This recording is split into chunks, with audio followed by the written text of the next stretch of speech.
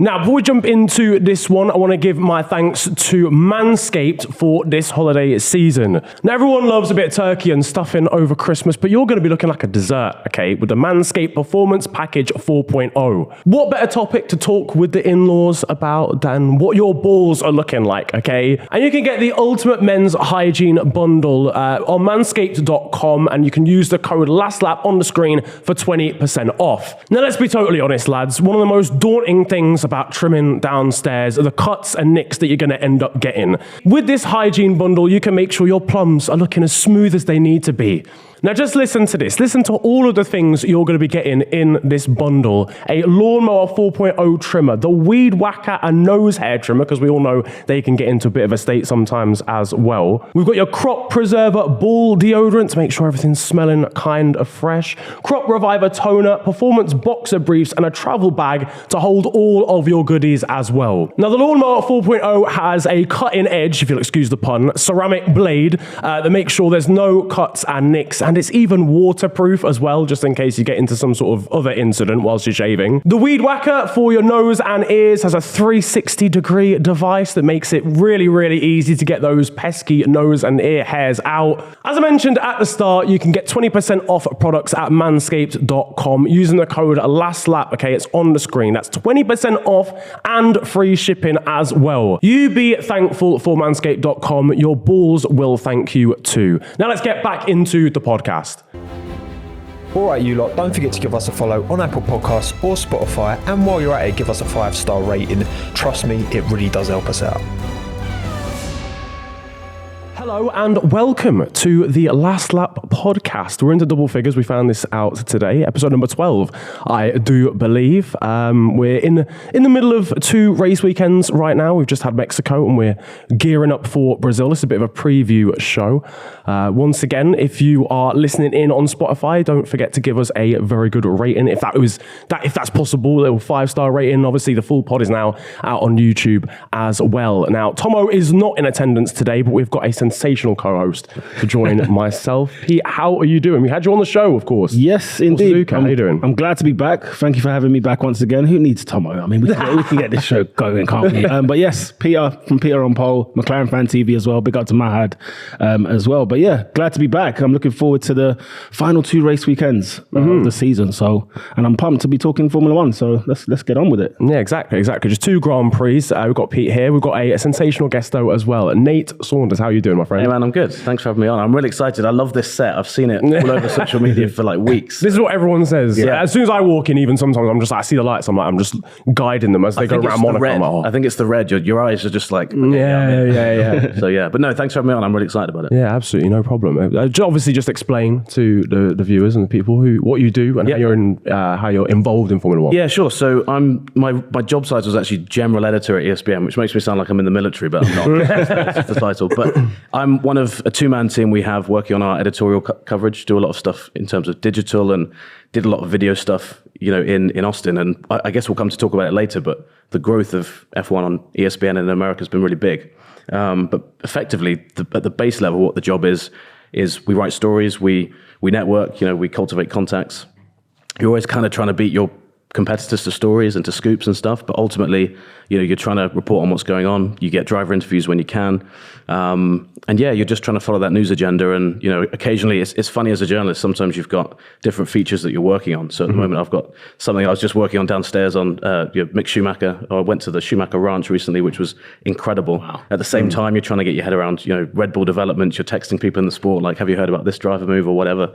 So it's quite fast paced, but it's myself and Lawrence Edmondson, who's my colleague at ESPN. We've both been working together for about 8 years now. I started in 2014, and I attend about half the races a year. So I'm luckier than some. I think sometimes that full schedule can really wear people down. So I've got quite a good mix of things. But yeah, so that's the kind of the general overview of it. And sometimes ESPN's crazy enough to put me on TV and say, this guy's going to talk about F1 for a little bit. Same as you guys. Yeah. So it clearly is working. But yeah, so it's kind of just trying to keep on top of all things F1, basically, for the company. Yeah, I think that's the crazy thing, especially about this sort of time of year as well. You've obviously got like a packed schedule. You've got 22 Grand Prix, 22 this year, 23 next year, 24 next season. Yeah. I mean, that is going to be insane, realistically, to keep hold of everything else that's going on behind the scenes of Formula One, and then Yeah, it's wild, and Formula One weekend is, as you guys know, it's all encompassing. You've got Thursday through to Sunday, but if you're there at the race, it's kind of Wednesday to Monday. If you travel, and if you're traveling to a different time zone, usually you go in maybe a day earlier. You've got the jet lag, so it becomes every event becomes these big things. I've got colleagues at ESPN who are planning their World Cup trip currently for the next couple of weeks. Wow. Yeah. And I kind of think to myself, I'm like, well, every race is a bit like a mini World Cup, condensed down into that weekend. So it can be brutal. And I really feel for the mechanics and guys like that, because they go out super early. Work crazy hours, they're lifting all day, and so it's intense. And I think you get to the end of the season and you're definitely ready for that sweet 2-month break. My friends always make fun of me. They're like, "What are you doing in January?" And I'm like, "I'm making no excuses for having no work on, because I can work flat out. I'm doing nothing, and I'm happy about it. Yeah, I'm just like, I want to go into a cocoon, and just do nothing. So it is really intense, but yeah, it's good because there's always something to talk about and to do, and there's always things bubbling away. But yeah, 24 races is going to be interesting. I wonder what you guys think of that just generally. But I was just going to ask, so when you say that you sort of have that balance of not doing necessarily every race weekend, what does that kind of look like? Or is it quite random where you might miss a weekend, or you may... Yeah, when I say miss, I mean physically just not being there. I'm sure you still do stuff. So no, it's a good question. So when I say miss a race, I still usually cover it from home. So I think this year I've been on the ground for 13 of the races. The most recent being Austin. But if I don't go to one, I'll cover it from home. So there's usually one of myself or Lawrence at a race. I think we've had somebody at every race for about 5-6 years, maybe bar one or two, along the way. Yeah. And being there is really important because, you can talk to people face to face. You can go straight to a team if you hear a rumor and you can talk to people. But being back at base, it does take on I say back at base now, that just means, working in my living room, watching it on TV. Yeah. Because I'm working home now. Laptop in front of you, screen exactly, here. Yeah. Exactly. Which, is a bit less disciplined than it used to be, because you used to sit in an office and watch it. But you're still, then you're writing stories, but you're taking a backseat to whoever is there on the ground. You're like, hey, I've heard this on the TV. Have you heard anything on the ground there? And there's so much. The paddock is such a fascinating place. When you're in there, you hear so many, rumors and suggestions about stuff, and some of them are true, and some of them, I don't know where that came from. But it's fascinating when you're in there. You feel really connected to what's going on. And for me, I missed the first 3 races in terms of being on location, but I was still working at home. When I went to Imola for the 4th race, I was like, I feel like I've like rejoined it, and that you're back on top of things. So when I'm working away, it's a lot less. It's not less full on because you're still working the hours, but you're kind of at your laptop a lot more. Whereas when you're on the ground there, you're kind of chasing things up. You're going to see people. You're having excuses to have coffees all through the day with different people. So it takes on a different line. But I think in terms of actual weekends missed, this is one thing that I think everyone in F1 is trying to get their head around, is like, I need some actual weekends where I'm not working F1 that weekend. Mechanics are certainly thinking that, and teams are working out ways to do it. But I find, annoyingly, all of my friends seem to get married on weekends. There's not an F1 race. So I get a weekend off, and then suddenly I'm like, really happy for my friends. But I'm like, there's some life-changing event going on. And I'm like, look, I can't not go. But I'm like, man, I was looking forward to just a weekend switching off. But your weekends off are rare. But I mean, it's both pretty special, whether you're there or not. Obviously, being there is great.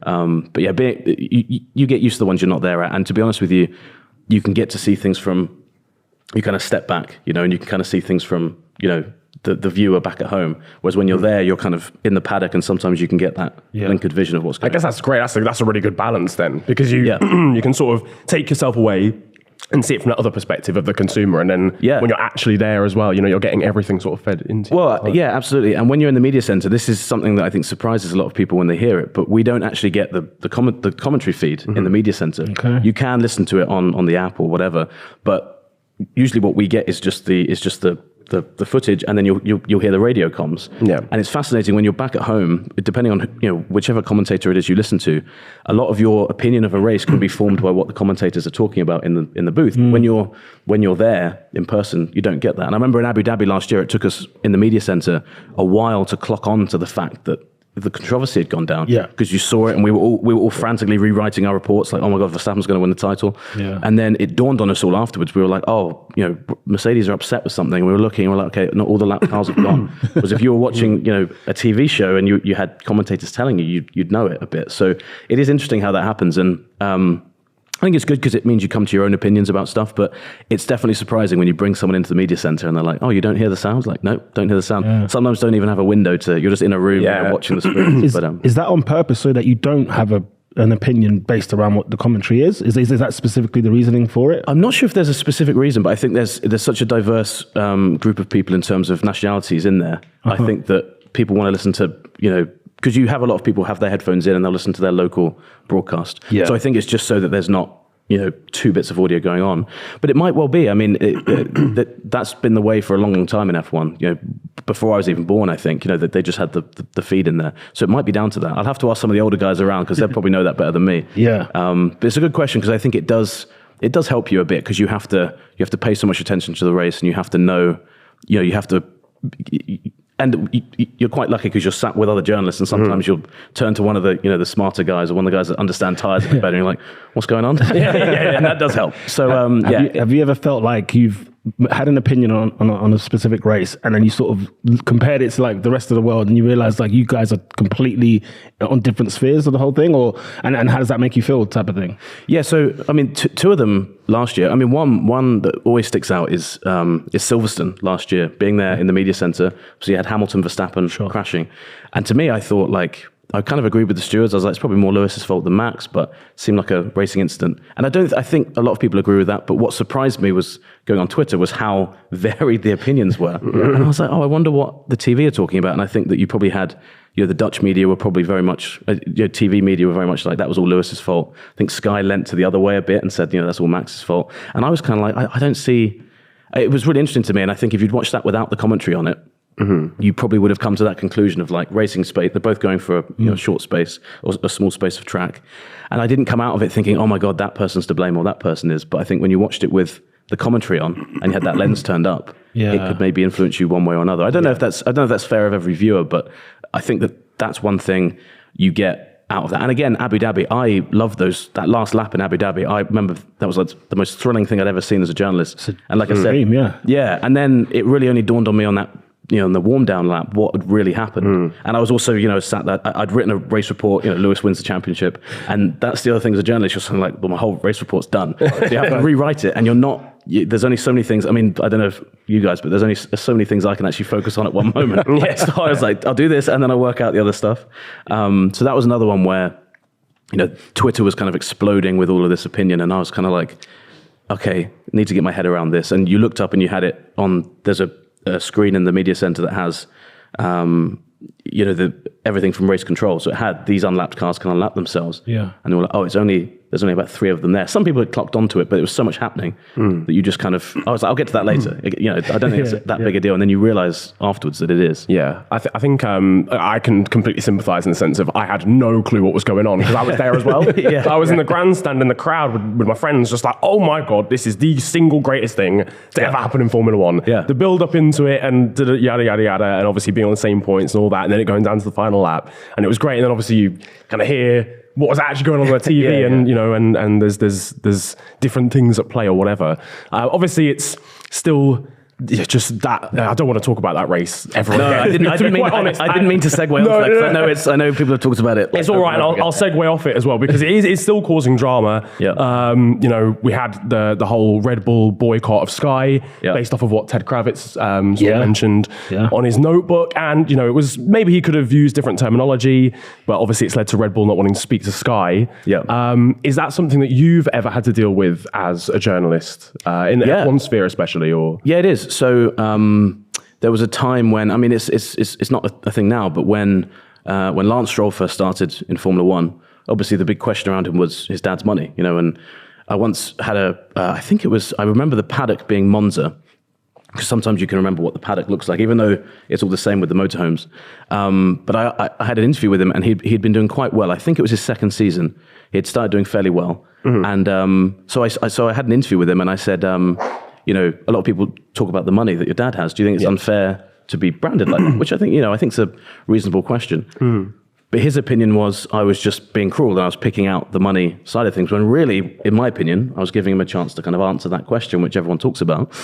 Did the interview, he kind of, closed up quite a bit. And after that, with the Strolls, it was a little bit awkward. Like I went to a Williams media breakfast like the next day, and Lawrence Stroll was kind of just looking at me like this, and I was like, "Oh, well," and you don't want to piss people off like that in the paddock. Sure. But there was a bit of time I didn't talk to Lance, but it was clear that they were like, "We're not going to talk to that guy again." And I hadn't written anything bad, in my opinion. I just said, "Here's what he said about the question," which I thought was fair. So I think sometimes people get. And it is the job of a press officer to protect their driver or to protect whoever it is they're working for. So you have to understand that to a degree, and also they spend all day looking at just coverage of themselves, which they have to do. So you can very quickly, I think, in that role, become quite paranoid that people are taking shots at you. But luckily, that's all for me. I've never been boycotted fully for a race weekend. I've just had a very awkward moment with Lawrence Stroll. And to be honest with you, even now, sometimes when I talk to Lance, I get that vibe that he's a bit like, I remember this guy. But you can't, as a journalist, if you think you're being fair in the questions, I think you've just got to overlook that. And I've always felt that that's the case. I think that's the thing, isn't it? A lot of the time as a journalist, like your job is kind of like to poke and prod, realistically. You're going to annoy people at times, but you've got to ask the questions that need to be asked. Exactly, and I think that sometimes you probably got to be prepared for some of those questions if you're a driver as well.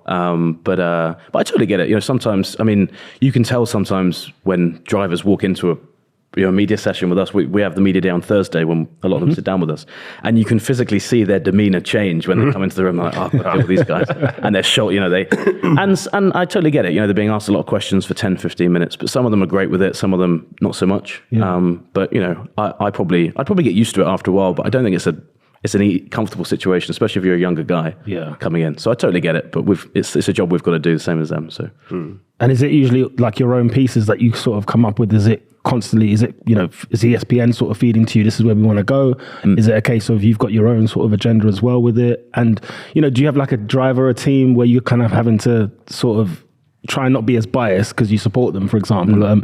Just sort of like how does that kind of work? Yeah, it's a good question. So in terms of how the workflow goes, Lawrence and I travel together so much that we kind of just bounce ideas off each other. He's a lot more technical minded than me, so he writes some great pieces on Monday. So if anyone watching wants to see anything, in terms of a deep dive into a weekend, Lawrence always writes a fantastic piece that really gets into the kind of the weeds of the strategy and the technical stuff. That's less my ballpark. I like to talk about some of the human stories behind stuff. And we'll say, oh, I've got this interview, I'm chasing this story. Sometimes an editor will come to us and say, can we do something on this? Can we dig into this a bit more? Yeah. And then, you'll say, yeah, this is probably what the best way to look at that is. And it's at ESPN anyway, we have quite a healthy way of looking at that. Someone comes to us and says, I want to talk about, Vettel's environmental activism, let's say. And we'll say, okay, well, we'll set an interview up with him at X race. We'll write it up and we'll try and run it here. And you try and work out when's the best time to run it, when we'll get the most traction and stuff like that. So it kind of works like that. But in terms of the news you're chasing, I think you're always just thinking, as soon as I got into journalism, I was told the thing you should do is the pub test. So if your story is something you talk to your mate about down the pub, then it's worth writing. Yeah. And I think I think ultimately that is, especially in the social media age, that's actually quite an important story, an important lesson for people is there's a lot of stories you read. You're like, so one that always used to make me laugh was just like, Mercedes have brought 7 soft compound tires to China. And I'm like, I don't care. I really don't care about that. It's not something you're going to open, with a mate. Right. You're like, here's your beer. Oh, by the way, did you see the soft compound thing? Well, you might, Should they have taken 6? Yeah. And everyone's like, wait. Let's talk about this. So sometimes and I think I'm lucky at ESPN because I think we've gone for like a less is more kind of approach in terms of storytelling. Like if you do 3 stories a day, those 3 stories, it's like, let's make them great stories. It doesn't have to be, we don't have to cover every beat of the race weekend, but cover the big picture stuff. And in terms of covering people that we support, I grew up as a huge Ferrari fan. Okay. Right. That's actually worked against me in the sense that now I'm so frustrated by Ferrari. I have to hide my disdain as like the 13-year-old me versus me now. But I think it's quite easy, to be honest, because, and we can maybe dive into this a bit. I always get from people on Twitter, because I'm British, they say, you must be a Lewis Hamilton fanboy. And to be honest, it's frustrating because I'm like, I think Lewis is great. I think he is, like, if he's not the GOAT, he's in that argument for sure, obviously. Yeah. But last year, I remember thinking to myself, I was like, if Max wins, that's amazing. We get a new champion, and it gives Lewis reason to stay around a bit more. That was kind of my mindset. And I thought if Lewis wins, great. If Max wins, great. Like, both of them are fantastic stories.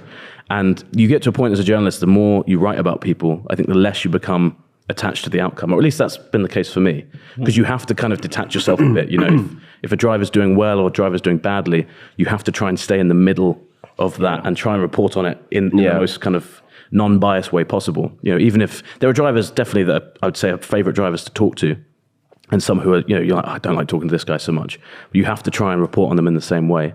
But yeah, the Ferrari thing has driven me crazy this year, because it's just been like, man, I'm trying to root for you guys, but it's just every year it's the same. So it can be frustrating for sure. So just in terms of, like, obviously, when, especially given you're someone who tends to enjoy writing stories about the human side of people, what they're actually like, and you mentioned that there's people that you maybe enjoy talking to a little bit more and maybe had better experiences with. Who are they? What drivers are they? Well, it probably won't surprise people that Daniel Ricciardo is probably one of the best to talk to, because what's great about Daniel is that he's kind of the same with us as he is, you know, on camera. You know, he kind of jokes around. He'll sometimes, if you leave, so let's say we were talking now, we'd put all our dictaphones in front of you and we'd interview you. What he has the habit of doing is like leaning into them and whispering something very rude into them before he starts. Nice. So when you start out, you hear this, you know, I didn't know exactly what we can say on here, what we can't. I'll let say what you like. Go on to this. He once said ball sacks into my you know, thing. And I was like, I was like, nice, okay, well, I won't transcribe that for everyone. But he says it with a big smile on his face and stuff. But I mean, he's great. You know, he makes a point of learning people's names when he talks to people. You know, he'll awesome. And he'll answer and say your name back to you, which is a small thing, but it's nice because it's like, okay, they actually care. So he's great. I've always had a good rapport with Kevin Magnussen, being the American kind of, you know, publication. We've dealt a lot with Haas in the past, and Kevin's actually a really interesting guy because he can give you really flat responses. But I think if he respects the question, he'll open up, and, you know, he thinks a fair question warrants a fair answer. And this might surprise people, but Max as well. Max has really opened up over the last few years. When he first started, you would ask him a question, one word answer. Ask him a question, one word answer. You get a minute in, you're like, I've got nothing else to answer. Because usually you over prepare for an interview, and then I'm like, I've already hit the over prepare stuff. So Max is good. I mean, Lewis is fantastic. Lando can be really open as well. Like, I've had some really good interviews with Lando. So there's probably some guys I'm missing off, but the guys that are really warm and genuinely want to talk to you, I always find them good fun, and they're the ones you can build a good relationship with. You know, there's some drivers. I mean, Daniel, if I see him in the paddock, you know, he'll say hi, you'll have a quick chat, stuff like that. And there's some that don't do that, and that's fine. They don't have to talk to us, but it's nice when they do. Yeah. Literally. I mean, it's one of those where it's like, it's not necessarily a prerogative. You don't have to. But on the flip side, I guess, has there been any that you've not necessarily had like a really bad experience with? Because you mentioned obviously like Stroll. Maybe just like slightly more awkward interviewees. So Nico Hülkenberg was another one that was awkward to interview at times for me. Right. Because I forget the year now. I think it was 2018 when he was second in Germany in that race and he spun out. I think it was 18 because I think it was the same race Vettel went out, wasn't it? Yeah. Was it 20? Yeah. All those. There was a spell of like 3 years where Germany just was insane and everything happened, and they blended into one for me. But anyway, obviously the narrative around Hülkenberg's always been the no podium. And so the next race would have been Hungary. Went to a press session there, and I was like, does that frustrate you? Because I always think that's a fair question. You know, everyone's talking about it. You clearly know that's a thing. Asked him, is that something that bothers you? And I think his response was, well, would it bother you? And I was like, well, it's not about me though. That's why I'm asking. If anything, yes, as well as one of the answers. That's why I'm asking, because it would irritate the hell out of me. So, and again, I think sometimes people can think you're intruding into their psyche or something. I think it's an interesting human question. And then after that, it was very awkward to talk to Hülkenberg because some of these guys remember. I've got quite a memorable face as well. I'm on it, bald beard. Like, I remember that guy.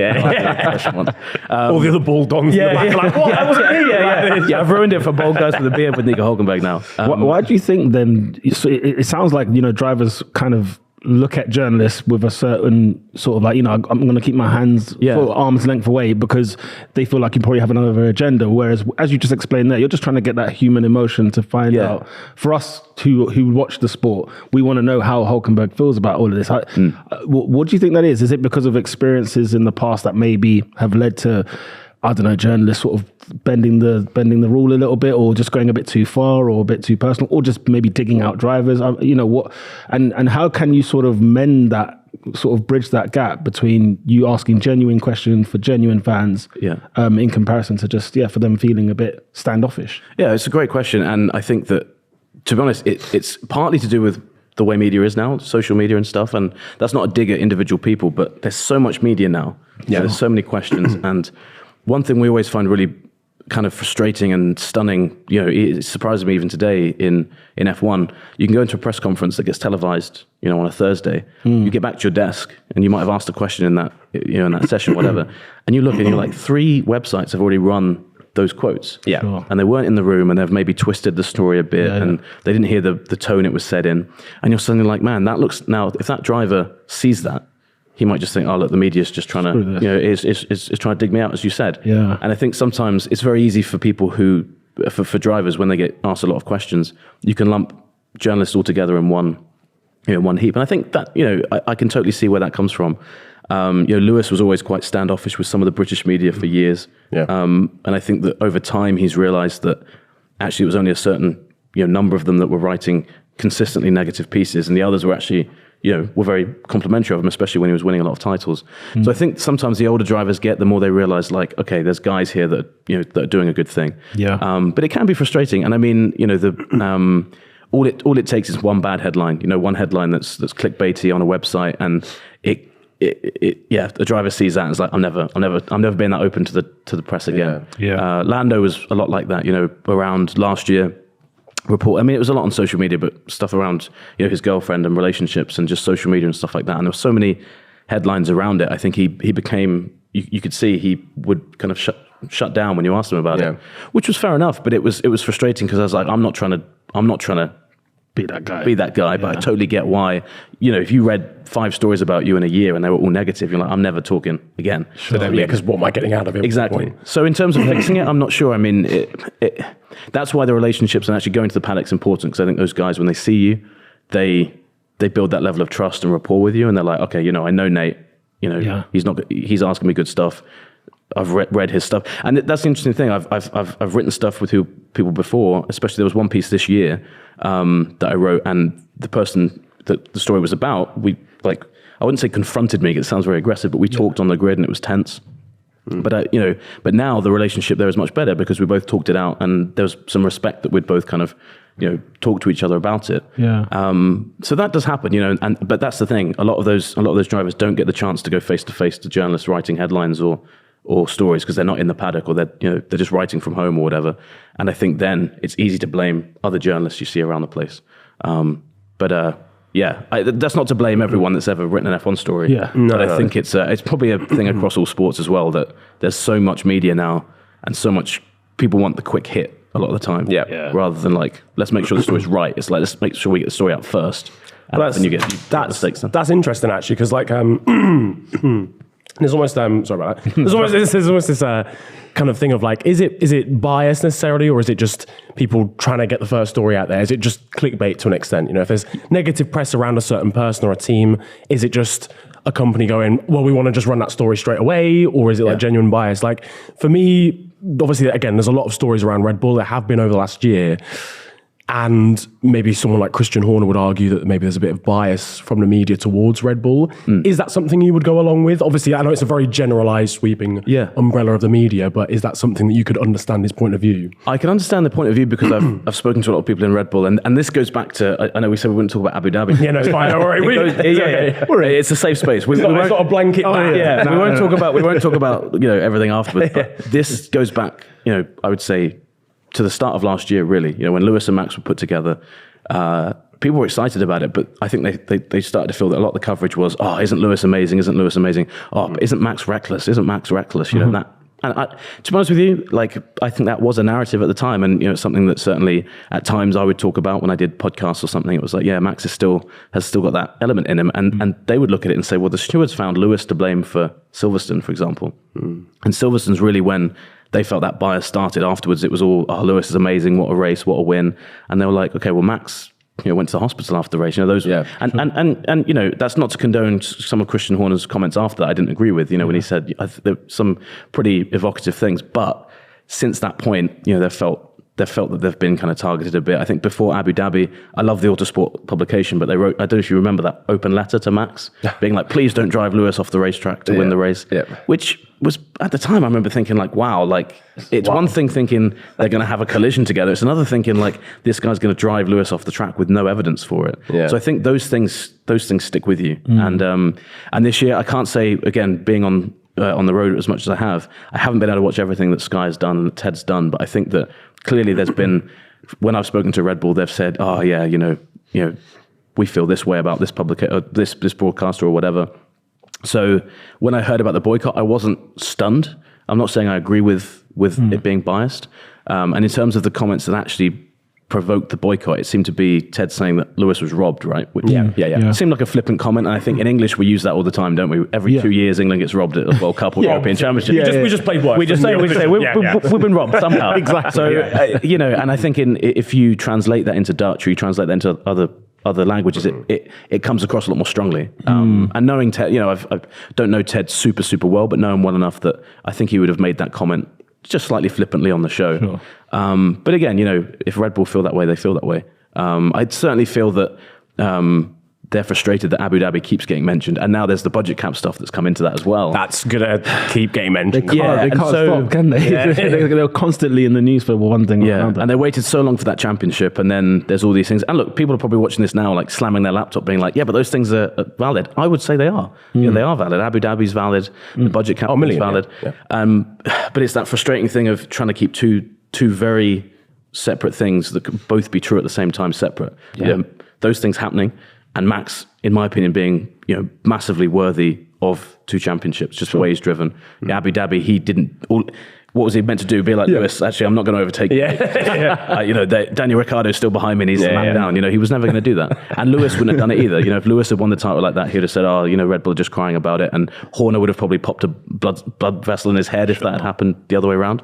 So that's just the nature of sport. But that's actually such an interesting question of how it would end up. Yeah, how it would have ended up if it was the other way around. Can you imagine if Lewis had won his 8th championship like that? That way, yeah. People would have said, "Oh, it's tarnished forever. He beat Schumacher's record, but he shouldn't have done it." Like I remember on the plane back thinking, I was like, wow, like the conversation we'd be having right now if that had gone the other way. Yeah. And again, I wouldn't have thought that was fair at the time to blame Lewis for that. I'd have still been like so annoyed the race went down like that. Yeah. But both those guys on that day deserve to walk out of there and just having won it cleanly. And there's always going to be that doubt around Max. But if you're Red Bull, you're just sick and tired of hearing it. But I think as long as Christian Horner's alive, as long as Max Verstappen's alive, and as long as they're doing media interviews, Abu Dhabi's going to be there. So whether they think that's bias or not, that's up to them. But I don't think it is. It depends on the way you do it, doesn't it? Yeah. People can say, I saw people saying Verstappen should have an asterisk next to his name and stuff like that. I thought that's a bit harsh because people have won championships in much dodgier ways. MV -1 on Twitter was funny. Just that one. Yeah, there's been some good memes. I saw people saying the speed limit in Zandvoort would be one with an asterisk next to it, stuff like that. Which I laughed at, and maybe laughing at it. I just think that's hopefully that's not a sign of bias or anything like that, but. There's been some good memes. It's just funny. It's just it is. I agree. I think these things can coexist. You can have the whole.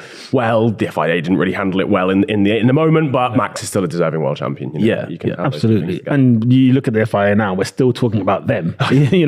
Next season on, and we're still. And it's a big thing, isn't it? Like I think that's the big thing that F1 needs to fix. Is every race? It seems like we're talking instead of talking about the drivers, we're talking about FIA this, FIA that.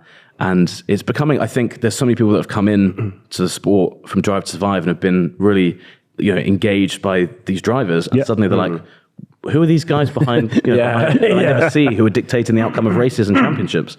So I think that's frustrating. And, I think one of the things my kind of crazy prediction for the future is I can see F1 and the FIA, maybe not splitting in the future, but there's going to be serious discussions about F1 saying we want control of our own rules a lot better. Because it's such a talking point every single week. Yeah, it needs to happen, I think. And I'm sure it gets a lot harder for you to even make pieces because there is all this FIA stuff going on, as well as, oh, by the way, we've got a new world champion again, or, you know, and you're sort of having to, because a big company like ESPN has to cover everything. You know, it's not just going to be the race. So it could be great for you because at least it still keeps you in the job. It still keeps you putting in more work. To talk about. There's always stuff to talk about. But at the same time, it's like, my God, can we just have Formula One, you know, let's just talk about Formula One and in all its glory, rather than having to look at the sins that are occurring around it, type of thing. Absolutely. And Miami was a great example of that. So I'd gone to Miami, you know, so excited for the first race. There was huge interest from ESPN, obviously second US race. Yeah. And ESPN's really bought into F1 in the last few years. Not that they hadn't before, but you can see as a company,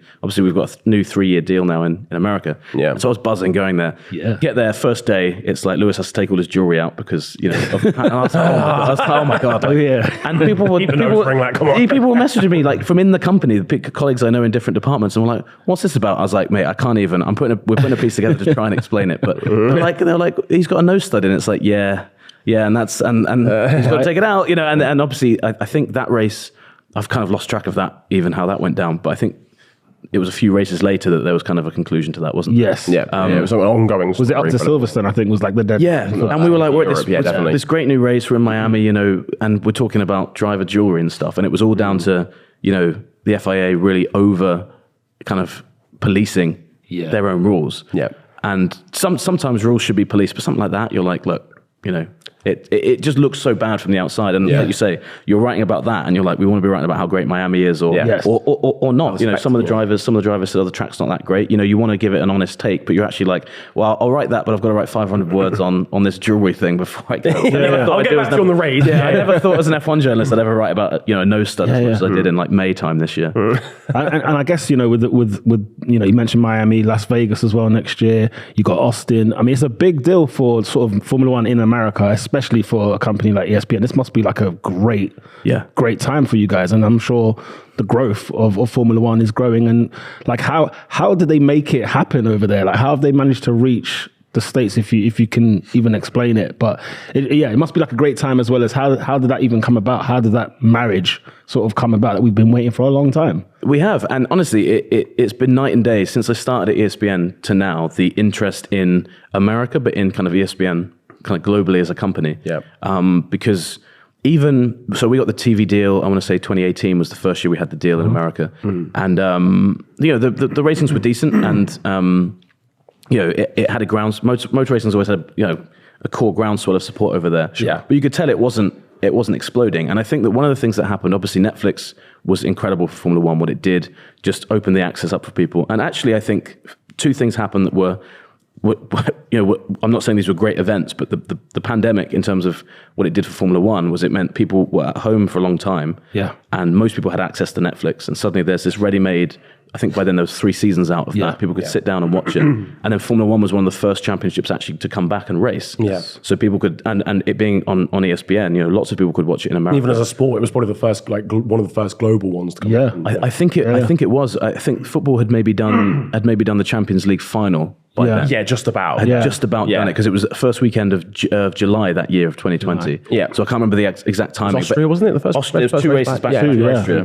And Styrian as well, wasn't it? And I remember, that's it, Austrian Styria, which in itself, I remember explaining that, and I was like, just call it the Austrian 2 or something like that. Like, it's fine. The return of Austria, yeah.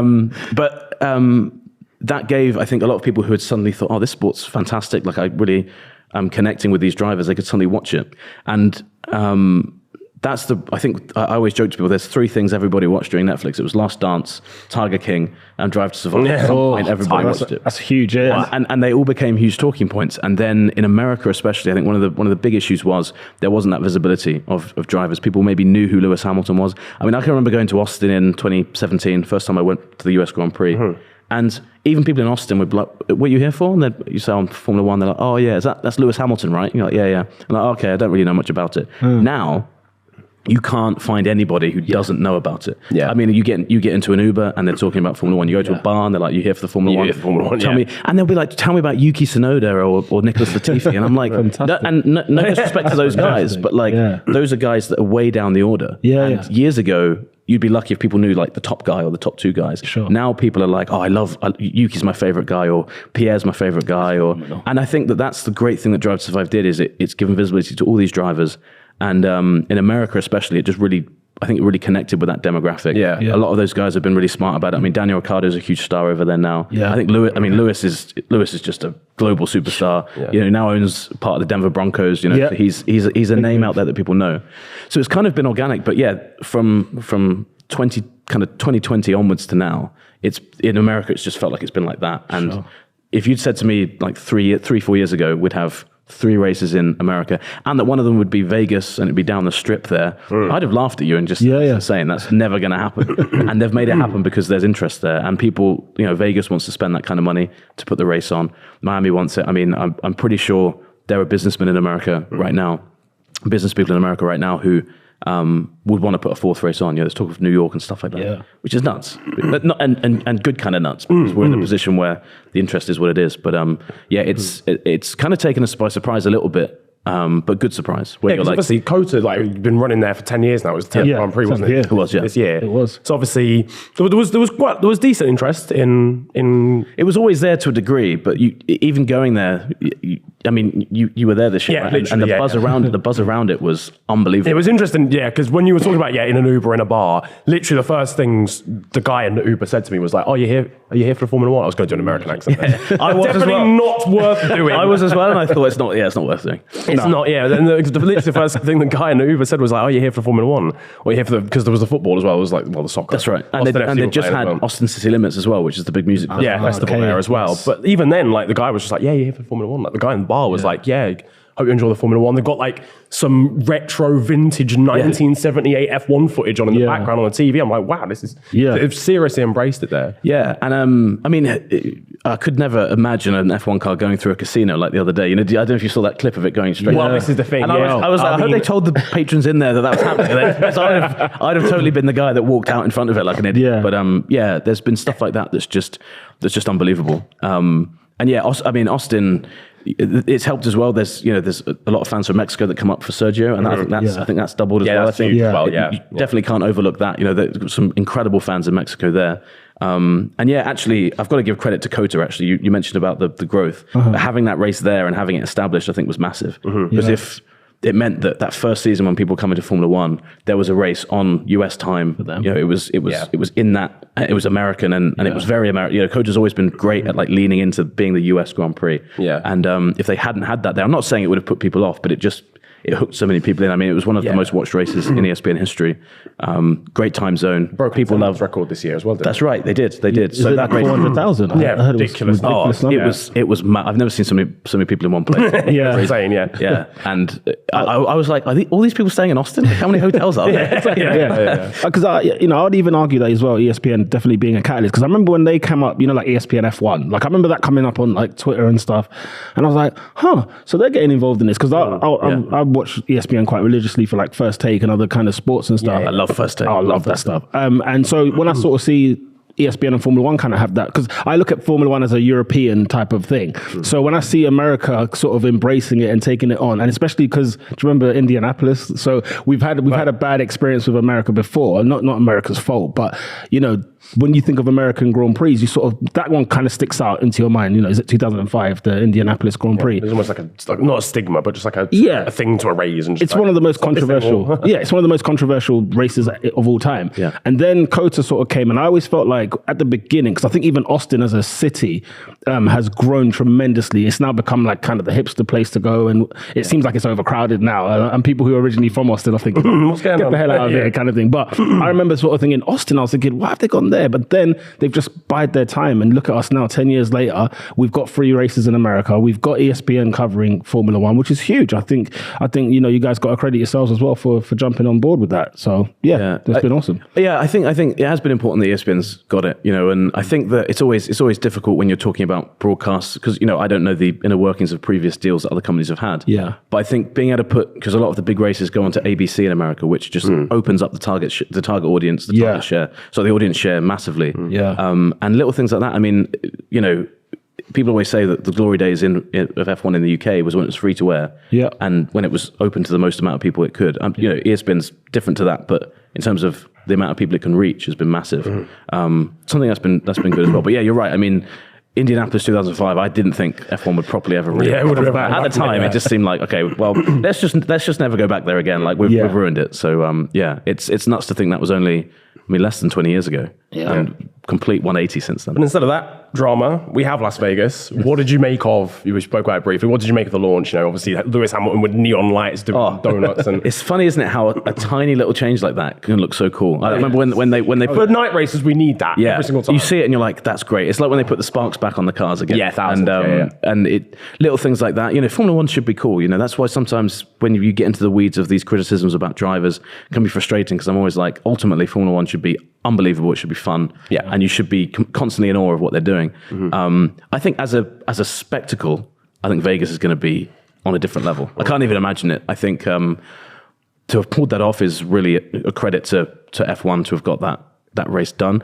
In terms of the quality of the race, who knows? We'll have to see. You know, the circuit doesn't look incredible from what I've seen, but I think that in the early years, certainly the first year and then the second year, you know, it does fade off a bit after a while. But I think that the focus is going to be on the spectacle of the race. You know, how big it is, how many people are there, you know, the glitz and the glamour of it, and kind of, you know, it'll be interesting to see how they continue that over time. But in terms of that launch event, like you can see the interest there. It wasn't like they were doing it down the strip and everyone was like, what's this? What's going on? There's loads of people there. It generated great buzz. And again, going back to ESPN, you know, it got big coverage on ESPN and news channels were picking it up, which a few years ago even, I remember Formula One did some stuff in Chicago, I think, and the coverage in America was fairly minimal. You know, it wasn't a massive event, but it was big enough that over here it would have got covered. But there it didn't. So again, that shows you how the things have changed. But it looks great. I mean, I can't imagine. I'm hoping to go there next year, and I mean, the prices of everything look insane. So I'm not sure how that's going to work for fans. I hope that some ordinary fans can get out there. Yeah, I hope it's affordable tickets. Yeah. Because at the moment it looks like that's not the case, but you know, hopefully F1 can work on that. But yeah, I think it will be. I just hope the championships are going then, because that'll be the third to the end of the season, won't it? Yeah. It'd be a shame if they got there and it's like we already know who the champion is. Yeah, that's true. It feels like it deserves like a consequential race on that Sunday. On that Saturday night. Yeah. That's the other thing I think is going to be kind of cool is Saturday night. Yeah, wow. That vibe of it. It's going to be mental. Of course, which I think is the first one since the early 90s that's been on a Saturday. So that in itself is going to just throw everything's going to feel different that way. No, 1,000. We'll go on a night out, just like, oh my God, I need to keep up with the races happening. Wait, over here, I think with the way it works out, it won't be too bad. It'll be an early morning. Oh, will it? Oh, yeah, of course. Because time zones exist. Yeah. And so it'll actually, weirdly, if you're on the East Coast of America, it's actually not the best time. But because because obviously they wanted the race to be on a Sunday in Europe, if it's Sunday afternoon in Vegas, you're talking Monday morning kind of time. Yeah. So, you know, that should be interesting as well, to watch a race when it's going to be early morning here, and people watching it and be like, it's dark there, it's just, the sun's just what's here, going on? They're raving. Should I be raving still? Should I still be out? You sat there with a kebab watching the race, like, this feels weird, but... No, exactly. I think we spoke about one man that's obviously very popular in America because of the way that he's embraced American culture, and that's Daniel Ricciardo. And I want to ask both of you here on this one, actually, because obviously you are McLaren Fan TV, quite literally, like even representing right now. Always have to rep. Always. Solid Grand Prix. I mean, obviously, barring the Tsunoda incident. Yeah. In terms of a drive, very solid. Still looking for a seat next season. Do you think that has some sort of influence on where he ends up and what he ends up doing next year? I'll start with you. What, in terms of what he done last weekend? Yeah, in terms of that, because that at least, I feel like it's going to at least give him some sort of confidence. From the sounds of it, it seems like nobody came to him, because it seemed, you know, he was sort of like, I can confirm I'm not going to be racing next year, blah, blah. And it's a case of, I guess, you know, maybe down the pecking order of Haas and Williams and whoever the case may be, it seemed like nobody approached him. Because I remember we was on the pod here and I said, why is he rejecting jobs? If that, you know, just looking from the outside, I was thinking, why is he not having another job there? Why is it so-and-so is getting a seat and somebody else is taking another seat? But it definitely will, I think this race that he had will definitely put him back on people's radar, because you can easily be forgotten once you do 1 year out. I mean, you know, Hülkenberg, you mentioned before, it's weird how he's not got a seat until this day, and you know, and it's not because of the lack of talent. The guy is talented, and the podium thing is so annoying because it's like, that shouldn't define his career, not at all. You know, he's been very, very unlucky. Some of the drives that he's had, you know, been phenomenal. But you would some of the cars he had in the context. Exactly. I agree completely. It was that first season at Williams and that Brazil qualifying second. Yeah, that's right. F1 tweeted that recently, didn't they? And I kind of thought how impressive at the time. It was like, wow, this kid's come out of nowhere. Crazy. It was brilliant. Really think about it. It was different level. So, I'm just hoping, like, for Ricciardo's sake. Look, when he was at McLaren, I did get frustrated and I wished, because it was such a match made in heaven. I always thought McLaren having him, especially when we lost Sainz, I thought, oh God, what are we going to do? And then when it was Ricciardo, I was like, do you know what, Sainz, good luck, and type of thing. I thought Ricciardo will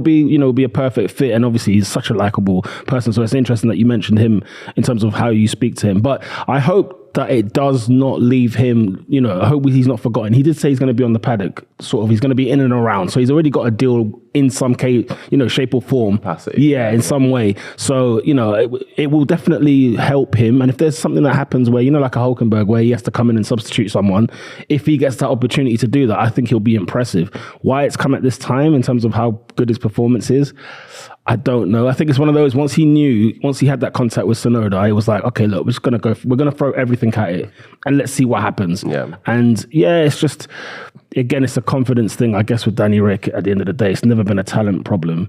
I do hope I wish he was driving next year for a different team, but yeah, we'll have to wait and see. I definitely think his stocks haven't gone so far down as it looked this season. Yeah, and that race has definitely helped him. It can't have made any harm. So it can only help him. Nate, obviously, you were talking about the rumours in the paddock. The rumour mill must spin relentlessly with Daniel Ricciardo, right? Yeah, it has all year, and it was interesting because that story actually going into the summer break was one of the big ones. I kind of got wind of the fact that McLaren had potentially were moving on from Daniel, kind of coming back from Budapest. So I was ready for... So was that the first point at which you thought that might be a possibility? I thought it might be a possibility a bit earlier than that, just from things I'd heard, but I didn't... Okay. What I thought was that they were looking to who they're going to get in 2024 already. Piastri's name had kind of come up. But it sounds like, that was something Ricciardo was aware was very much on the cards for quite a while. Monaco kind of time is from the sounds of it. So I think that's probably... and this is not to make excuses for everything, because I think he's been the first to admit his performances haven't been up to scratch. Sure. I think it's been difficult for him to be racing knowing that that's coming, and obviously they were discussing the buyout of the contract and stuff like that over the summer. But I remember when that came out, I was like, wow, like, where's he going to go? And at the time, Alpine seemed like the most logical choice for him to go to. Yep. But I remember as that was breaking, I was looking, and the first thought I was like, well, he'll definitely be on the grid in some capacity next year. I was sure of that, as we found out more details, and as time has gone on, it's been strange because he's gone further and further away from or at least seeming to want to go to one of those options. You mentioned Haas and Williams. Yeah. I was surprised he didn't take that. I thought him and Gunther Steiner would have been the greatest pairing you've ever seen in Formula 1. That needs a Netflix documentary on its own. And as far as I know, the information that I have is that Steiner reached out to Ricciardo pretty early on, which isn't the craziest thing like that. You'd actually be surprised. One of the things you hear a lot in the paddock is, oh, this guy's talking to this guy, and it's like, yeah, well, that's not that surprising. He knows that engineer from his time at this team, and they're probably saying like, what are you doing next year, or what's your contract? Yeah, and then the links come through that. Yeah, exactly. And I think that actually happens in Formula 1 a lot more than people give credit for, and sometimes it's very innocuous. I guess that's where even just the rumours come from. Like, what a lot of the time knows this mechanic, and then I said, I'm maybe thinking about Williams next year, but I don't know for sure. And then suddenly that's turned into and sometimes speaking to Williams. Absolutely, and sometimes you hear stuff in the paddock, and you're like, okay, who benefits from this story being out there? And this is not at all to throw Piastri or Mark Webber under the bus at all, because I think like it's great that Piastri's coming in. But I remember around Canada, everyone was saying like, oh, Piastri's going to Williams. Definitely. And I was talking to people at Williams, and I think we've been talking to him. I don't know where that's going from. And everyone was like, sounds like Webber's. Sounds like, Webber's. But it meant that people were talking about Piastri. And for him, it meant he'd done his job really well, because people were talking about Oscar. People were saying like, and also it's a good test then. If you say Oscar Piastri's going to Williams, everyone goes, what? Piastri's going to Williams? You get a sense of, but everyone was like, yeah, that makes sense. So for Williams and for Piastri and for Webber, it made a lot of sense. Sometimes things come out of there. Sometimes rumors come and you're like, where did this start? Because this is definitely not true. You try and find the original source and you can't. But yeah, with Ricciardo, it's kind of been an overdrive. And to be honest with you, it's kind of it's been strange in a way, because I thought they'd want to get things sorted straight away. When McLaren made the announcement, I think he was quite convinced he'd go to Alpine. I think that Alpine, you're right, it did seem like people didn't kind of actively approach him. I think Steiner called him, it wasn't, we have to get you here. It's like, what are you doing next year type of thing. Yep. And so I think that maybe the year out has kind of been forced on him a bit more than, because obviously it came from McLaren not wanting him next year. because what was weird to me was that Ricciardo made his announcement and he literally, he had his statement, I will be driving for McLaren next year, blah, blah type of thing. Or I'm like, he didn't he was careful, I think, in terms of how he worded it. Because it wasn't a few months before. Yeah, that's right. And it was sort of like, so, I was sitting there thinking, okay, look, we got him for another year. Let's just get behind him and hopefully he'll improve in that McLaren car. And then it was like, what was it, a month later, a couple of weeks later, then it came out that actually he's not going to be driving for that's right. McLaren in Formula One. And the phrasing of that was interesting because I think, if I'm right in saying it was, he intends to see out his contract. Yes. The phrase he used. And so I think one thing that McLaren probably misstepped on was all the exit clauses were on Daniel's side. Yeah. They didn't have anything where they could say, which is not a great deal to put a driver on. It doesn't matter who they are. You should never have that kind of contract. And I think that their hope was Ricciardo would kind of save them the embarrassment and trigger one of those clauses on his side and walk away. I don't know why you'd expect a driver to do that, but I think that's kind of what they were hoping. So his statement was, if you want me to go, I'll go, but you're going to have to buy out second year of my contract, which is completely entitled to him to say. But it did seem to change around quickly, and I think that to drive in that environment, and he's very popular within McLaren, and I think him and Zach Brown do still get on. I know people suggest they don't, but Zach Brown's a businessman. He thought, this isn't working, let's move on from it. He did the same. There's McLaren's done the same with Honda over the last few years. Let's just get rid of it. Let's move on.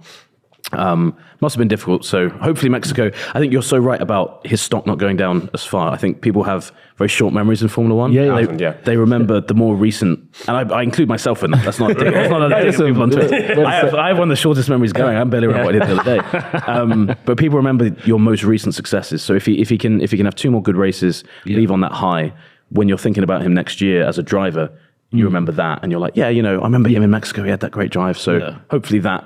Because the worst thing would be for him to walk away, and then people would be like, "Oh, he's just a TV star now, or he's just whatever he's doing now." I think it can offer so much more than that, right? Yeah, exactly. So I think my prediction would be he's a reserve driver next year for one of the top two teams, so Merck or Red Bull. I think he'll probably end up at one of those two, just based on what I've heard. And I think he wants to stay involved in F1 where he can. Yeah, but it's still an underwhelming position for a guy that good to be in. You would never have called it 2 years ago. The tough thing as well, because obviously you've got. Yeah, fine. You're not development driver, but you're like test driver, I guess. Obviously for like just a different name now, basically. It is, yeah. But like, there's still if he got that job, there's that affiliation. But ultimately, would you assume that his chance at a big drive like that, even if he did perform well, and maybe even jumped in for a couple of races and performed well next season or whatever, do you think that chance at a big seat is gone potentially, even if he's working with Mercedes or Red Bull? Yeah, it is. Look, it's really difficult to see where he go in terms of going to a top team. Because if you look at, Mercedes, Lewis is talking about signing for another 3 years. George Russell's there for a few more years. Ferrari, Sainz is there for I think 3 more. Leclerc's probably going to sign another deal. I keep saying there's not really an end point. Is there? Yeah. So and then Red Bull, Perez is there for another 2 years after this one. Yeah. So and his big thing is he wants to come back in 2024. Teams don't often hand out 1 year deals. It's rare that teams do that. So if he wanted to go to a midfield team or a lower team and get a 1 year deal, not saying it's impossible. Sometimes teams say, let's do a 1+1 where both sides have to agree to extend, and it gives teams the flexibility to do what they want. Yeah. But in terms of that top deal, even if he was to step in for a Mercedes for 1 race or 2 races or Red Bull, they're still committed to those guys they've got at the team. Yeah. So, and you can't rule it out. Look at Fernando Alonso at Aston Martin would have never called that. Nick de Vries suddenly, his career looked dead. His Formula One chances looked like dead and buried. I'm so glad he got that chance on the basis of being a reserve driver and having that appearance in that sub role. But it's really difficult. And him going back to this is Ricciardo I'm talking about now. Going back to Alpine, I think is pretty unlikely given the fact that they had the chance this year, didn't take him. Don't think he'd go back to McLaren. So suddenly you've got the 2 teams in the middle that look very unlikely. 3 teams above look fairly unlikely. And I'm not sure whether he'd want to drive for one of the teams below, because if he did, he'd probably have signed for one of them this year.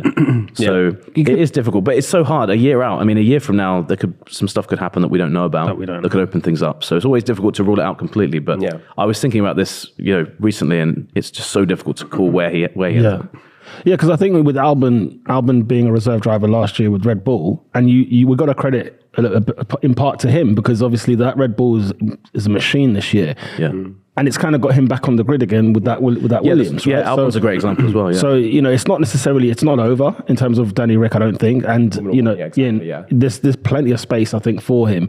And who knows, I think he might have to take a leaf out of Albon's book and be like, sort of how he sort of stayed relevant even when he wasn't on the grid, when we didn't see a lot of him last year. So I think there will definitely be a place for him. There's definitely one big carrot for a lot of drivers at the moment, and that's Audi coming in. Yeah. In 26. Yeah. So I think that is such a huge opportunity. The investment they're probably going to put into Formula One. So if I was Ricciardo, what I think is, if I'm taking this year out, let's make sure that when Audi are looking at who they want for 26, and the team that's obviously now is Alfa Romeo, that I'm top of their list. Yeah. I'm available. I'm in form. I'm marketable as well, and I don't think he's going to have an issue there. Yeah. And he's young enough just about that makes sense down the line. If he was like 35, you'd be like, there's younger guys there. So I think that's key for him. It's difficult to stay relevant and I say popular or in people's good books, I guess, for that long. Yeah. But that to me, if you're talking about a top team or a top opportunity, that seems like actually weirdly his most likely one, even if it seems so far away. And there's a few drivers like that. You look at, you're like, even someone like Lando, if stuff at McLaren, if by then he's still like McLaren's not going anywhere. Stop touting. Because I'm seeing it far too much on social media. Yeah, Lando's getting linked with other places. Everywhere. I'm just saying, everyone step back. I mean, I hope McLaren are in a position where Lando can challenge. I think, like at the moment, he's not had that opportunity, and that's what was the shame with Ricciardo as well. I think was that he was struggling, and the performance wasn't there. But I think he's probably, in a weird way, has been lucky with that, because if Lando was winning races and Ricciardo was finishing 8th every weekend, I think his stock would have been battered. But the fact that there's at least enough of a question mark of how much of this is the car not being in the right place and how much is Ricciardo. I think it's so packed as well that absolutely small margins can mean so much. That's right. He could play a big part in us, in McLaren finishing 4th in the constructors. Like there's still something to play for at least. Right. But what about this as an idea in terms of the Audi team you're talking about? Let's say Hülkenberg and Danny Rick or Andretti. Could we finally get Andretti into the, can we get another American team into this Formula One situation? This is the thing, exactly. We've spoken about, obviously, the rise of American tracks and American events on the calendar, but you've got an American team there wanting to be involved. Is there sort of any update, I guess, on the situation? This is a frustrating one, and it's where Formula One sometimes can be its own worst enemy, because the teams ultimately have too much say in this. Yeah. Because they're, at the moment, you probably saw everyone saying, we don't need an 11th team. Because the pie, if you think about F1 as like a, people use it in financial talk all the time, but like a pie of money, that pie has got significantly bigger over the past few years. And so to have one of 10 slices of that is pretty big. Now, you might think, well, there's 11 slices, but, especially weirdly, if you're talking about a smaller team, you're saying like, well, you're taking, the profits we could be making and you're giving it to a team that would probably have what a lot of people in the paddock say is kind of a sweetheart deal to get in. They'd probably be given a bit of leeway so that they're not starting from absolute zero. They're given a bit of a leg up on some things. Yeah. I'd love to see Andretti. I mean, as Andretti is just a name, especially in America. The famous thing is over there, if someone's speeding, they're like, "Who do you think you are, Mario Andretti?" So people know who Andretti is. He's like Andretti, Earnhardt, the two names that people will know even if they've never watched a motor race. Yeah. So from that perspective, it'd be big. But it's a great racing team, and I think it would be fantastic. I just want one car, one time, to run the red, white, and blue American flag, because Haas don't seem to want to do that. Yeah, why? Because they changed it a tiny bit. Yeah, they put the flag on it, and it's like, come on, guys. When people said the flag, they meant the flag. The big bald eagle on the front. When Williams brought out their little American livery for Austin, that was great. I thought, where's Haas going with this then? I was ready for it. When Haas came up with what I mean? We need to change it up a little bit. I don't know why they haven't gone full pelt, but I'm guessing Andretti would if he had potentially, but then again, you're nowadays, especially if you're a smaller team, you're so beholden to sponsors and stuff like that. And true. With Gene Haas, I mean, Haas automation is always all over the car, and he's always stuck very much with. This is probably boring talk for people listening, but it is. I've talked to a lot of people who design the liveries of cars, and they're like, it's nowhere near as easy as you think it is, because we have to satisfy this. This sponsor doesn't want their name against like a black background because it's harder to see on TV. This sponsor has to be here, and if it's here, it has to be on a white panel or something. And suddenly the team's like, okay, well, we've got these 8 things we've got to consider. as much as we'd like to do this, And suddenly the car's grey and boring. Exactly. Yeah, and suddenly the dream concept that we see on Twitter, and you're like, wait, this isn't the same one that I imagined. Yeah. So I do feel. I don't envy them. I don't envy those people having to make that. But for the US Grand Prix, I've always said to the guys I know at Haas, I'm like, come on, guys, just give it one lick of paint for one race. Just go all out. Just annoy their sponsors for one Yeah, time. people would love it. You know, people in America, people love that in America. So I think it would go down really well. So I guess they're thinking that the American market is the biggest market they could actually promote these sponsors. But that's also actually very true. Yeah, that's a good point. It's tough. Those sponsors would be like, well, now we're covered in the American flag. No one can see us. I get good air coverage though. I'm not gonna lie. If I was a cameraman, I'm just tracing that around the track all the time. But, especially going around Austin, especially where it's got the stars and stripes on the actual tarmac. Yes. It would look insane. So that would look pretty cool. Well, obviously we've got the Brazilian Grand Prix. Yes. Coming up very shortly. One of my personal favorites. I feel like I'm biased though because it has so many cool memories. Then even though there's like the odd boring race, I'm like, just allow it because 2004, whenever it was, when everyone crashed out. Yeah. But what are our predictions for Brazil this year? Do you know what? Like, I'll let Nate go first because I've got a wild one on this one. Right, cool. We'll say the wild one for a second. I don't know. Yeah, I mean, mine's kind of it's so difficult to just you want to stay away from Max is going to win. Yeah. Not because we don't want Max to win, but because you want to see some different stuff. You want to see stuff happening. Yeah. I always say Brazil last year as a journalist, that and Abu Dhabi were two of the best races I've ever covered as a journalist. Because Lewis last year was just unbelievable at this race. You know, the sprint race and coming through the field. There's something about him in Brazil, like there's just some special stuff happening. Yeah. I haven't checked the weather forecast lately, but I think it looks a bit ropey through later in the week. And if that's the case on the Sunday, then I'd maybe put Mercedes in there. But it's so difficult to look past Max. I'd love Max and Lewis just to drive off into the distance and have a proper fight. Because every year this year, when it's been like, they're going to, one of them, no, Max has got... that's and easy. like Austin, it was like, no, okay. It was really easy for Max. And last year kind of spoiled us. So I would probably say Max to win, but I'd love to see Lewis right up there. And Russell as well, because Russell's had a great season. Yeah. But I just can't see past Max winning. It's a sprint race as well, which... in a weird way, helps a dominant team, I think, because you can qualify, you can disappear into the distance from the race, and then secure that front row, and then you know you're kind of unchallenged. So it means you can undo a bad qualifying. Yeah, I was going to say alternatively, if you're a Ferrari or if you're a Red Bull, if you're Sergio, and you accidentally go out in Q2, you're like we've got a whole race. And that race, you've got that long straight where you can kind of just one after other, just kind of plod your way through the circuit, so you can make it back. So. I'm still mixed on the sprint race because sometimes it can.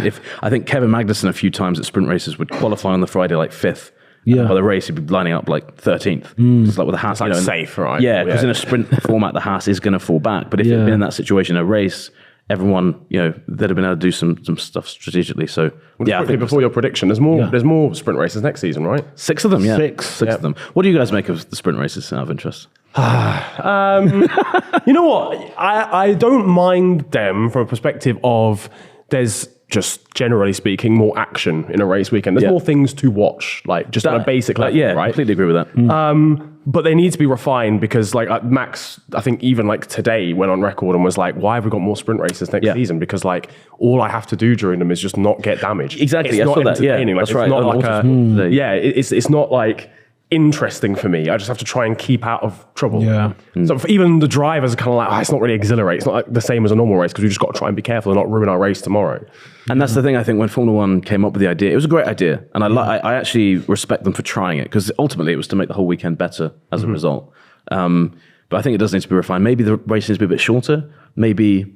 Because the problem is with the sprint races, the reason we have the sprint races is because the teams vetoed the reverse grid idea. Yes. I think the reverse grid idea would have been so much better. You qualify on Friday for Sunday. Yeah. Then Saturday, it's like, right, we're flipping the grid based on the championship, and these points are available. Yeah, have fun. Days. Yeah, happy days. And it has no bearing on the Sunday race. Yeah, Sunday's set on Friday, and the issue you would get then is teams would say, well, look, I'm on pole Sunday. I don't want to wreck my car Saturday. So there is issues with it, but... I'm sure teams could work a way around it. To me, that would have been a much better solution. And can you imagine watching a race where you've got Max and Lewis both at the back, you've got Charles Leclerc there as well, and it's like, right, those guys have got to make up like 20 positions in this race, and it'd just be carnage. So I can't imagine what that would be like. Absolute chaos. Yeah, so the comparison between what that could have been and what the sprint races are is disappointing.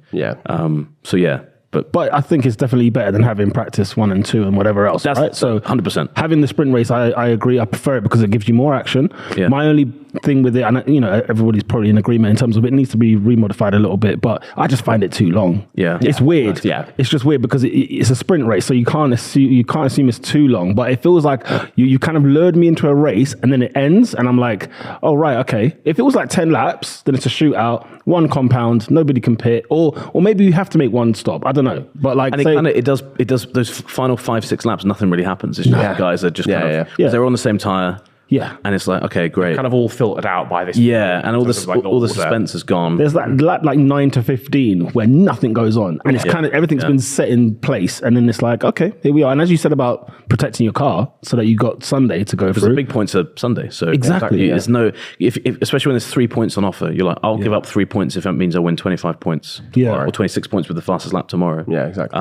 But from a journalist point of view, we're going back to what it's like working a race weekend. Sprint weekends are so much better from the sense of you get to Friday and you're like, we've actually got something to talk about today.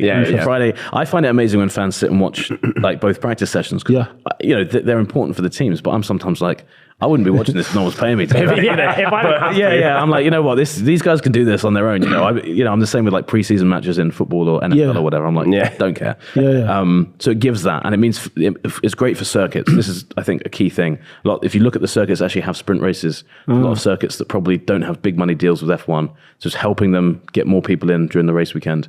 So from that point of view, it's quite important. And as we get more and more venues coming into F1 that are able to spend a lot of money on races, I think other races will start saying, well, give us a sprint race. Yeah. So we can market Friday better, get people in. It's still difficult because people are at work, but you can at least get people in and say there'll be a competitive session on. Even if it's in the evening or something. It's just a level of interest, isn't it? Yeah, and I'm just glad they've dropped whatever it was the first year. Was it Pirelli Speed King they called the guy who won qualifying? And I was just like, yeah. That was the thing. It always used to confuse me because you've not won a race if you win a sprint race. Yeah.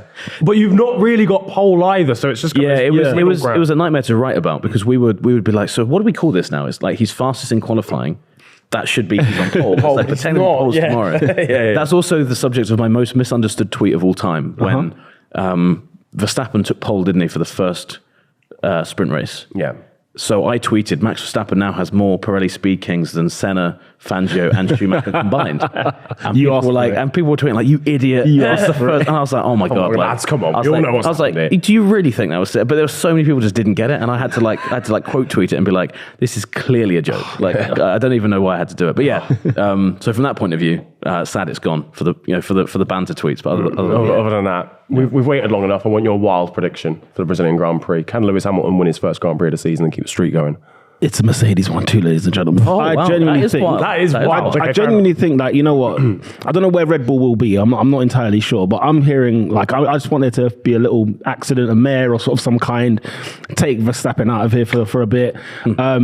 No, as in, like, I'm nothing against Verstappen. It's funny what you said about Verstappen. I actually did want him to win those championships because I thought, like, look, it brings another spring, it brings something different. Honestly, same, low key. I kind of, just for difference value. And Lewis fans get mad when you say that, but it wasn't because I don't like Lewis. If anything, I think if part of me, sorry, I'm interrupting. No, go for it. I have a theory that I think if Lewis had won last year, I think he would have got out of the car. He would have spent, because he kind of disappeared for 2 months. Yeah. I think he would have probably said, I'm done. I'm finished. And that's worse. And that's a worse outcome. I think in Formula One, it's great for him, but I think his mind, he'd have been like, cool, I'm an 8-time world champ. Yeah. His fire's still burning there, but I think it's still burning there because of the injustice he feels of Abu Dhabi. Yeah, correct. So, like, we've got 3 more years of Lewis, we've got 3 more years of Max. So, yeah, like same as you, Niran, like, low key, I was like, anyway, sorry, but I want to hear more about this. Mercedes one too. Yeah, because I just think, you know what, the Mercedes car has improved over the season, and I made a bold prediction at the start of the season that they'll finish above Ferrari in the constructors. So I need Mercedes to, close. You know what I mean? I need it should be, really. It's ridiculous, isn't it? I mean, you look at how fast Ferrari are this year in terms of the car they set up. But I don't know. There's that Brazil and Hamilton. That's a match made in heaven. That's something you just can't, it's that judge. You can't necessarily separate the two from each other. And I just genuinely think, and Russell, you can't laugh at Russell either. Russell has done a fantastic job this year. And I think, look, something wild's going to happen. Norris, P3, thank you very much. That's your podium. Also British so podium. Max isn't finishing. Yeah. That's not going to do the British bias argument any good. Yeah. That would finish. McLaren bias. It's just McLaren bias. That's all it is. That's all it is. But all right, fine. Do we give it to Ricciardo instead? He can finish P3. Well, yeah, I mean, it's still British speaking bias then. But Ricciardo podium would be mega. I'd love that. I think. How's he been this year? Because obviously with everything that you've explained and sort sort of how, what a driver's sort of like on and off camera? Do they act a little bit different? And how has he been knowing what he's had? Because it's a horrible feeling to have throughout the whole year, and you're still trying to compete, you're still trying to drive. Has he been different in terms of the Daniel Ricciardo everybody sort of predicts that he is? And as you said that you've had great times with him, so has his demeanor or mood changed? And are there any other drivers that are sort of good on camera, bad off camera, or vice versa? Yeah, with Ricciardo, and this is one of the things I really like about him, is that he is really honest about things. When he's been doing badly, so what happens on a Sunday, they go into the media pen, the drivers, and we have like a little mix zone, we call it, just out the back, which is where written journalists will go. Yeah.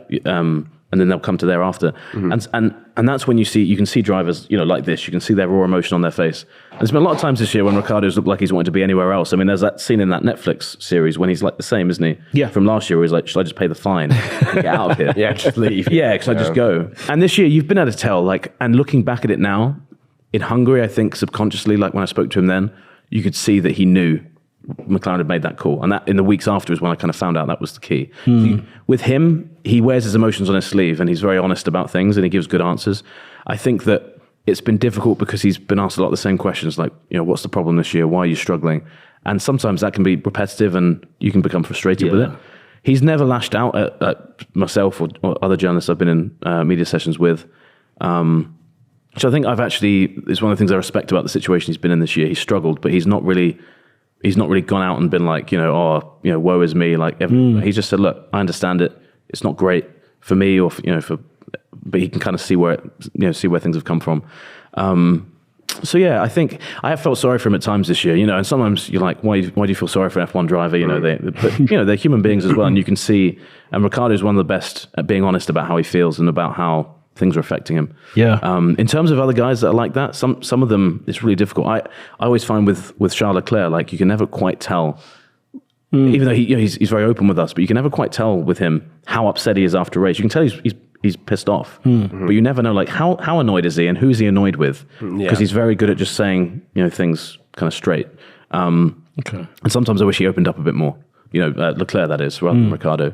That's interesting, actually, because he seems like quite a passionate person in the moment when something's just happened. Yeah. So obviously, like Baku, for example, he's shouting at himself. Turkey, where he made he's very self-critical. Yeah, he's very self-critical in the moment, but then it's almost like he can kind of bring himself out of that when he. Yeah, that's really true. And sometimes you'll talk to, and this is the funny thing with the calendar being the way it is that you get like races in quick succession. So you'll see someone Sunday evening and they're so pissed off at themselves. Leclerc's like, I hate myself. I can't believe I did that. You see them on the Thursday the next week and like, hey guys, how you doing? Like, everything good? Because they've had 3 days to kind of get away from it and they come back and face you. But in your head, you're like, oh, this guy was upset. And then you think, okay, it was 72 hours ago. Like, I'm in a different mood to what I was on Sunday.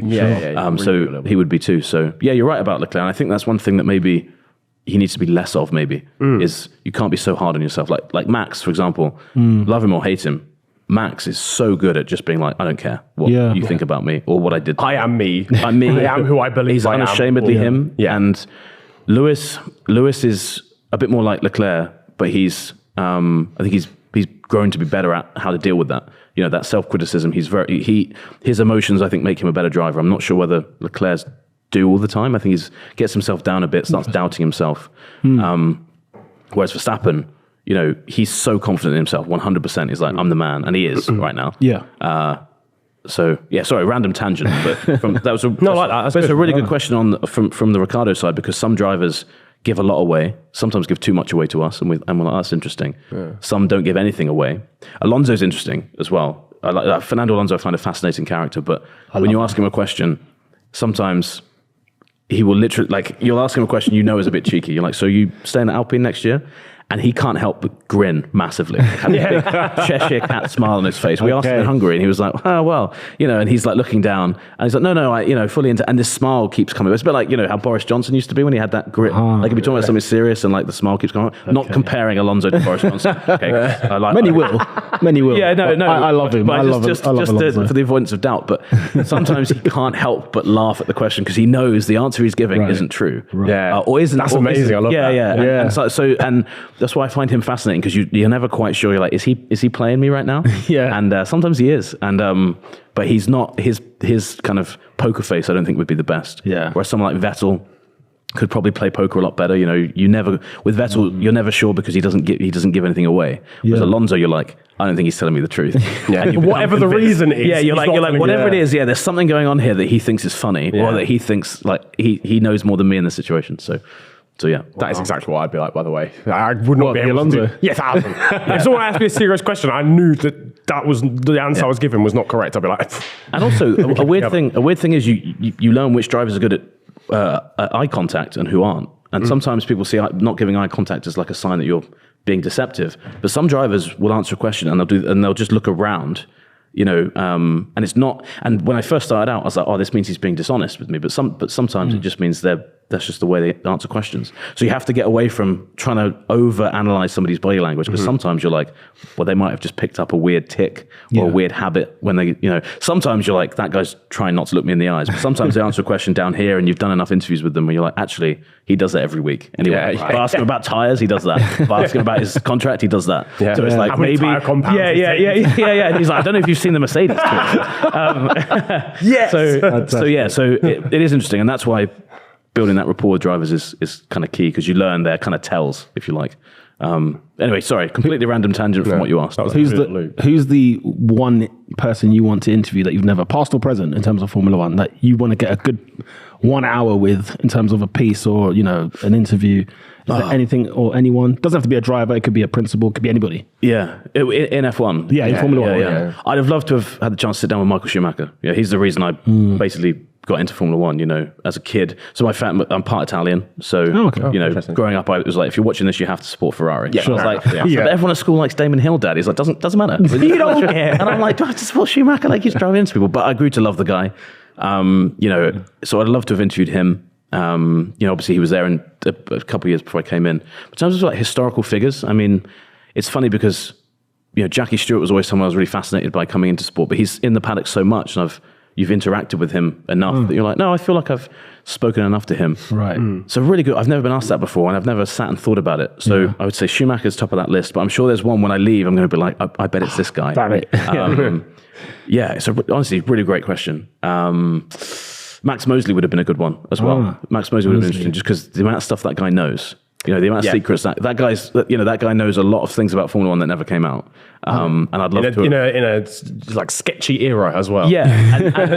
And that's where with him, you'd have to be like, this bit's off record. Yeah. Let's just talk about Formula. And you'd learn so much, but you'd be like, we can't publish any of it. And then you'd be like, this bit's on record, and you probably wouldn't get so much. But yeah, he'd be fascinating because there'd just be so many things you'd learn about. You're like, oh my God. Yeah. That's one great thing about, again, in the paddock is you get a lot of, so this idea of on record and off record, if people aren't aware, like someone will tell you something like, this is off record, by the way. So it's like, I'm not telling you this. And if you report something, someone tells you off record, that person won't talk to you again. That's kind of the understood thing. What off record does is it gives you an idea of what's happening. You know, so when you hear like, you know, BBC understands or ESPN understands this, often it's from, you've had a few off record conversations, enough where you're like, I can safely say this is happening. And I don't have to throw one of my sources under the bus. I can actually say this. But off record also, you hear some stuff and you're like, man, I wish one day I could report that. Yeah. That is incredible. And the person looks at you and you're like, you can never tell anyone. And you're like, oh, I wish I could. So there's some stuff you hear. And again, you sometimes hear stuff like, I wonder how true that is. But some of the, you know, the 70s, 80s, some of the stories you hear from then, unbelievable. You know, just some of the stuff people got up to, some of the ways races came about, like incredible. So yeah, Mosley, I think I'm happy with that as well. Happy with that Mosley, just for an hour, the stuff you could get out of that guy would be pretty great. Well, I'll tell you what, Max Mosley, if you're interested in coming on. Oh, yes. just to clarify, I wouldn't want to talk to him about, you know, all the stuff that got him sacked. That's not what Max, I want to... if you're listening, just not that stuff. But, that's not why I want to talk to him, or would have wanted to talk to him. But yeah, he'd have been fascinating. Okay, well, sensational. I think that's a great place to wrap, actually, to be fair. That was a really good question. I like that. Yeah, mate, that was great, yeah. Sensational. And I'm going to be thinking about it the whole way home, and I'm going to be like, damn, I've missed all these guys. But thank you very much for hopping on, obviously. I had a blast. So great. Sensational conversation. Thank you very much as well, Pete, for hopping on. Awesome, man. Tommo, get well soon, man. I didn't mean to throw him under the bus like that. We do that all the time. Yeah, no, he's ill at the moment, so Tommo, get well soon. Get well soon. And we've got, as I mentioned at the start, we've got the Brazilian Grand Prix coming up. We will once again be doing a live show on the YouTube channel, the Last Lap show YouTube channel. So make sure to tune in for that one. It's a nice evening race, isn't it? Yes, Brazil is 6 p.m. sort of like sit down. And I don't know about you guys, but it was always nice when the championship was on the line. You'd have a late lunch. Yeah. And then you'd be like, you'd have some mates over, get some beers in, and you'd watch that. I remember watching Hamilton, I just got to university. And we all sat around. I just remember I was like, this is the Brazilian Grand Prix should always be the title decider. I wholeheartedly agree. I have always thought that or Suzuka, because growing up it was Suzuka was where you'd win a championship, or Brazil was where you win a championship. Yeah. And it's a shame because I don't think it's had a championship decider, has it, since 2012 when Vettel Alonso, which again, amazing race, incredible, never forget that race. I think that's the thing with Brazil; it usually gives you good races. So just make sure to tune in because it's hopefully going to be a banger. We have oversold it. It's going to be a 2 out of 10. As you said, it gets a pass. For me, it gets a pass because even if it's a bad race, listen, Interlagos, lovely circuit, love it. It's sensational. Nate, just quickly as well, tell everyone where they can find you on socials. Yeah, so I'm at Nate Saunders F1, very original handle there, and also on ESPN.com/Formula One. So please do check us out. We have a podcast called Unlapped as well. I don't want to take people away from your show here. But if people want to check out a few, I know there's so many F1 podcasts around at the moment. But we do a show, and it's we've got videos and stuff like that. But you guys are doing a great job. So thanks for having me on. I really appreciate it. Thank you very much. Sharing is caring, ladies and gentlemen. If you're listening in on Spotify, don't forget to give us a very solid rating. 5-star would be appreciated. And if you're watching on YouTube, like and subscribe and all that good stuff. We will see you again for Brazil. Adios. Peace.